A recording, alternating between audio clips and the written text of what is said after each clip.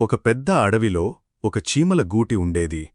ఆ గూటిలో వందలాది చీమలు సంతోషంగా జీవించేవి. ఆ గూటిలో వందలాది చీమలు నివసించేవి.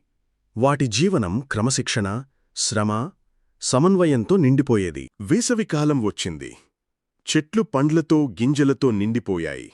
ఆహారం ఎక్కడ చూసినా దొరికేది. చీమలు వరుసకట్టుకుని గింజలు, పండ్లు, ఆకులు మోసుకుంటూ గూటిలో నిల్వ చేసుకుంటున్నాయి. ఎండ ఎంత ఉన్నా వాటి పనికి అంతరాయం లేదు. ప్రతి చీమకు ఒక ప్రత్యేక పని ఉంది. కొందరు ఆహారం తెచ్చేవి, కొందరు నిల్వ చేసేవి, మరికొందరు గూటిని బలపరిచేవి. అందరూ కలిసి ఒక కుటుంబంలా పనిచేశారు. పనిచేస్తూనే చీమలు పాటలు పాడుతూ ఆనందంగా గడిపేవి. వాళ్లకు శ్రమలోనే సంతోషం. కాని ఒక చిన్న చీమ మాత్రం భిన్నంగా ఉండేది.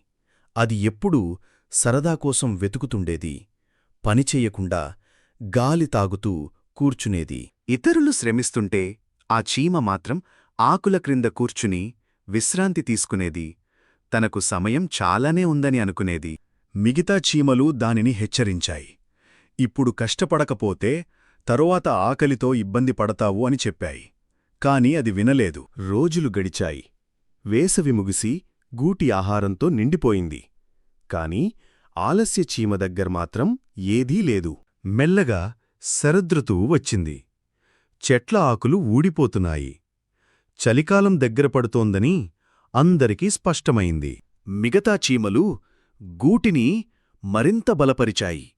లోపలి ఆహారం సర్దుకుని చలికాలం కోసం సిద్ధమయ్యాయి. ఒక ఉదయం చల్లని గాలి వీచింది. ఆలస్య చీమ కూడా దానిని గమనించింది. కాని ఇంకా అది నిర్లక్ష్యంగానే ఉంది. రోజులు గడుస్తుండగా మంచు కురవడం మొదలైంది. అడవిలో ఆహారం పూర్తిగా కనుమరుగైంది. గూటిలో కష్టపడి పనిచేసిన చీమలు సంతోషంగా ఉన్నాయి. నిల్వచేసిన ఆహారం తింటూ సురక్షితంగా ఉన్నాయి. బయట ఆలస్య చీమ ఆకలితో వణికిపోయింది. చలి దానిని మరింత బలహీనంగా చేసింది.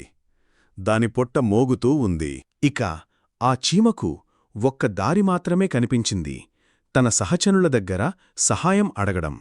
అది గూటి తలుపు దగ్గరికి వెళ్లి బలహీన స్వరంతో సహాయం కోరింది. లోపల చీమలు చూసి ఆశ్చర్యపోయాయి. వాటికి దానిమీద కాస్త కోపం వచ్చినా చివరికి సహాయం చేశాయి. ఆలస్య చీమ తన తప్పు గ్రహించింది. ఇకపై శ్రమ చెయ్యాలని నిర్ణయించుకుంది. ఈ కథ మనకు ఒక మంచి పాఠం చెబుతుంది. కష్టపడి పనిచేసిన వాళ్లకు ఎప్పుడూ ఫలితం లభిస్తుంది. ఆలస్యం, నిర్లక్ష్యం ఎప్పటికీ మంచిది కాదు.